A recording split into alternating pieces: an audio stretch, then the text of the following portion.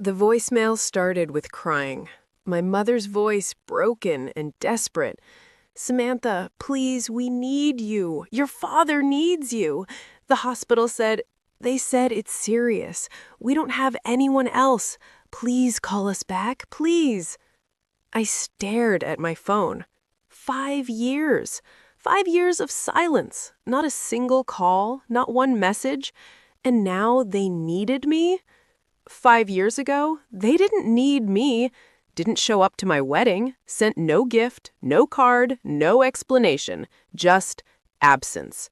200 guests watched me walk down the aisle alone because the bride's parents couldn't make it. The humiliation, the whispers, the empty seats in the front row. Why didn't they come? Because I married Jason. A wonderful man, a successful architect, who happened to be Black. And my parents, my white, suburban, we're not racist, but parents, couldn't accept it. I'm Samantha Miller, 32 years old. 5 years ago, I got married. My parents chose their prejudice over their daughter. Haven't spoken since. Now, my father's in the ICU, needs emergency surgery, and they're calling me. Not because they've changed, not because they're sorry, but because they need something. The voicemail ended with 6 words that made my blood boil. "We forgive you. Please come home." They forgive me? Want to know what I said when I called back? Keep watching. Smash that like if you've been invisible until you were needed. Drop your location. What you're about to hear is about boundaries, consequences, and why family emergency doesn't erase 5 years of rejection. Let me take you back 5 years to the day that should have been the happiest of my life. I met Jason in graduate school, Columbia, architecture program. He was brilliant, kind, funny, made me laugh during thesis stress. We dated for 3 years before he proposed. When I called my parents to tell them I was engaged, there was a pause, a long, uncomfortable pause. "That's wonderful, honey," my mother said, voice strained. What's his name again?" "Jason Miller. You met him once, remember, at my graduation?" Another pause. "The Black fellow?" The way she said "black fellow," like those 2 words explained everything wrong with my choice. "Yes, Mom, Jason is Black, and he's amazing, and I'm marrying him." My father got on the phone. "Samantha, let's be practical. Have you thought about the children? Mixed-race children face challenges. We're just concerned about your future." Concerned about my future or concerned about what your friends will say? That's not fair. You're right, it's not fair. It's not fair that you're reducing the man I love to his race. But I'm marrying him. June 15th. I hope you'll be there. Silence. Then, "We'll think about it." 6 months later, wedding planning, I sent them the invitation, called to confirm they received it, asked if they'd reserved hotel rooms. My mother's response, "We're still processing this, Samantha. It's a lot for us." Processing. For 6 months? The man I'd been with for 3 years, they needed to process? 1 month before the wedding, I called again. "Have you booked flights? I need the final head count." My father, "We've decided we can't support this marriage. We won't be attending." My heart stopped. "You're not coming? To my wedding?" "We can't be part of something we don't believe in. Maybe in time you'll understand. We're doing this because we love you." Love? They called it love. Abandoning your daughter on her wedding day because you don't approve of who she loves? If you don't come, we're done. You understand that, right? This isn't just missing a party. This is choosing racism over your daughter. We're not racist, Samantha. We're practical, and we're hurt you'd say that. They were hurt. They were hurt? I hung up, cried for 2 days straight. Jason held me while I sobbed. We don't need them. We have each other. We have people who love us.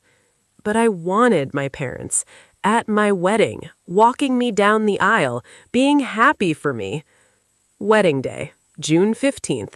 200 guests, beautiful venue, perfect weather, everything planned, except for 2 empty seats, front row, reserved for parents of the bride. I walked down the aisle alone. No father to give me away, no mother crying happy tears, just absence. And everyone knew, everyone whispered. Jason's parents were there, front row on his side. His mother embraced me. "You're our daughter now, always." That made me cry more. His family welcomed me. Mine rejected him. We got married. It was beautiful, despite the hole where my parents should have been. After the wedding, no card, no gift, no acknowledgment that they'd even known it happened. 5 years, complete silence, until yesterday. You know what happens when your parents abandon you? Life goes on, and it gets really good. Year 1. Jason and I bought a house, craftsman style, 3 bedrooms. We renovated it ourselves, painted every room, built a deck, made it ours. I wanted to share photos with my mom, almost called a dozen times, then remembered she chose not to be part of this. Year 2, I got promoted, senior graphic designer to art director, $95,000 salary, dream job. Jason's architecture firm won a major design award. We celebrated with friends, with Jason's family, not with mine. Year 3, we had a daughter, Ivy Marie Miller, 7 pounds, perfect, beautiful, the most important thing I've ever done. I held my daughter and thought about calling my parents. "You have a granddaughter, don't you want to meet her?" But then I remembered, they didn't come to my wedding because Jason is black. Our daughter is half black. Would they reject her too? I wouldn't give them the chance. Year 4, we had a son, Marcus James, 8 pounds, Jason's eyes, my smile. 2 beautiful children, 2 grandchildren my parents didn't know existed. Their choice, their loss. Year 5, Ivy started kindergarten. Marcus learned to walk. Jason's firm expanded. I freelanced from home. Life was full, rich, happy, and absent my parents completely. Jason's parents, Grandma Linda and Grandpa James, were at every birthday, every milestone, every moment. My parents? Ghosts, self-imposed exile, because they couldn't accept that love isn't confined by race. Then yesterday, the phone call that changed everything. My phone rang at 6 p.m., unknown number. I almost didn't answer, but something made me pick up. "Samantha?" My mother's voice, older, shaky. "It's Mom." I froze. 5 years and just, "It's Mom?" Like we'd talked last week? "Why are you calling?" "Your father's in the hospital, ICU, his heart. They're saying he needs emergency surgery, but the insurance won't cover it all. We need $40,000. We don't have it. We need your help." My help? After 5 years of silence? "You need money?" "We need you. Please. He's your father." "The father who didn't come to my wedding? That father?" Silence. Then, "Samantha, we know you're angry, but this is life and death. Can't we put aside our differences?" "Our differences? You mean your racism?" "We're not racist," her voice rose. "We just had concerns. We wanted what's best for you." Stop. Just stop. What's best for me was having parents who supported me, who came to my wedding, who've met their grandchildren. You chose not to be those parents. "Grandchildren?" Her voice cracked. "You have children?" The fact that she didn't know, that she'd missed 5 years, didn't know she had 2 grandchildren. Yes, Ivy is 5. Marcus is 2. Beautiful, smart, perfect children. your grandchildren, who you've never met because you couldn't accept their father. I heard crying. We've missed so much. By choice. Your choice. Samantha, please, your father is dying. We need $40,000 for the surgery. We have nothing. We remortgaged the house years ago. We're broke. You're doing well. I saw your company's website. You can help. We're family. Family. That word. After 5 years of acting like I didn't exist. Why now? You've been silent for 5 years. No calls, no cards, no acknowledgment that I exist. Now you need money and suddenly I'm family? We were hurt. You chose that man over us. I chose my husband, the man I love, who's been there for me, unlike you. My mother's voice turned desperate. The surgery is in 3 days. If we don't pay, they won't do it. He'll die. Please. I felt sick, conflicted, angry. He was still my father, but he'd abandoned me. I need to think about this. There's no time. We need the money by... I hung up, sat in my kitchen, shaking. Jason found me there. Who is that? My mother. My father needs surgery. $40,000. They're asking me to pay. His face showed what I felt. Anger. Disbelief.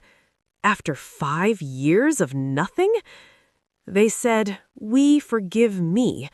For marrying you. For having our children. They forgive me. Jason sat next to me, held my hand.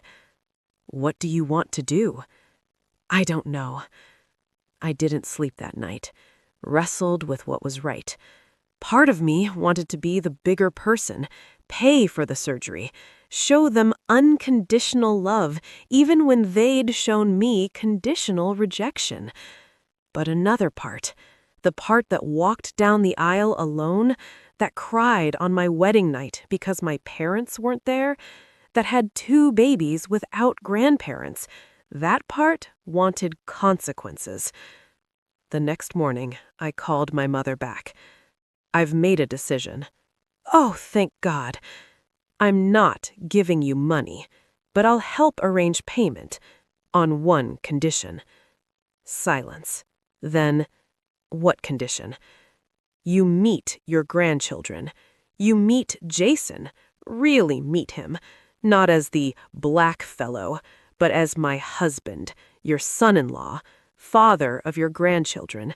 You spend time with us. You apologize for missing our wedding. You acknowledge that what you did was wrong.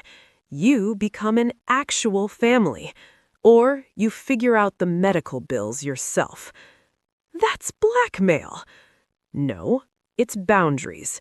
You want me in your life when it's convenient, when you need money, but you rejected me when I needed you, at my wedding, when I had babies, for 5 years. Now I'm offering a relationship, real, honest, or nothing. Your choice. My father got on the phone, weaker voice. Samantha, please, I'm dying. Then die knowing your daughter and grandchildren, or die having chosen your prejudice over your family. I'm offering you a chance. Take it or don't. You're cruel. I'm honest. You taught me that refusing to show up has consequences. Now you're learning that lesson. I gave them 3 options. Option 1, they meet Jason and the kids, spend real time, apologize genuinely, acknowledge their behavior, then we discuss medical bills as a family. Option 2, I help them apply for financial assistance programs, medical loans, and payment plans, professional help, but no personal money, no family relationship. Option 3, Nothing. They figure it out themselves, like I figured out my wedding without them. You have 24 hours to decide. The next day, my mother called. We'll meet. All of you. We'll try. Trying isn't enough. You either accept my family completely or not at all. We accept. We're sorry. We were wrong. Please help your father. 2 days later, they came to our house. First time in 5 years. My mother knocked. I opened the door. She looked older, smaller, scared. Jason stood behind me. Mr. and Mrs. Harrison, come in. My father looked at Jason, really looked, then at me. We were wrong about everything. We let fear and ignorance cost us 5 years with our daughter. We're sorry. Ivy ran up. Mommy, who are these people? I knelt. These are my parents, your grandma and grandpa. They haven't been around, but they're here now. My mother started crying, looking at Ivy, at Marcus. They're beautiful. They are, and they're half of the man you refused to accept. We talked for hours. They apologized, really apologized, admitted their racism, their fear, their stupidity. Jason was gracious. I understand fear of the unknown, but I've loved your daughter for 8 years, been faithful, supportive, a good father. I hoped that would matter more than my race. My father, it should have. We were wrong, completely wrong. That was 6 months ago. I helped them with the medical bills, not by paying directly, by helping them restructure debt, apply for assistance, and set up payment plans, professional help. My father had his surgery, survived. Are we close now? No, not like before. Too much damage, too much pain. But they visit once a month. They're trying, learning Ivy's favorite books, playing with Marcus, being actual grandparents. They attended Ivy's kindergarten graduation, first school event they've ever been to for any of their grandchildren. I cried watching them there. 5 years late, but there. Jason's relationship with them is cordial, professional. He's kind, but he doesn't forget. Neither do I. Some family members say I should fully forgive. They apologized, move on. But you don't just move on from being abandoned at your wedding, from 5 years of silence, from having your children rejected before they were even born. I gave them a chance. They're taking it. Slowly, imperfectly, but they're trying. Is it enough? I don't know yet. What I do know, I don't regret my boundaries. I don't regret requiring real change before offering help. I don't regret protecting my family first. I'm Samantha Miller. My parents skipped my wedding because I married a black man. 5 years of silence. No calls, no cards, no acknowledgment that I exist. Now my father got sick, needed expensive surgery. Suddenly, they needed me. I gave them a choice. Meet my family, really know us, apologize genuinely, or handle medical bills alone. They chose to try. We're rebuilding. Slowly, with boundaries, with conditions, with consequences still hanging over everything. Hit subscribe if boundaries with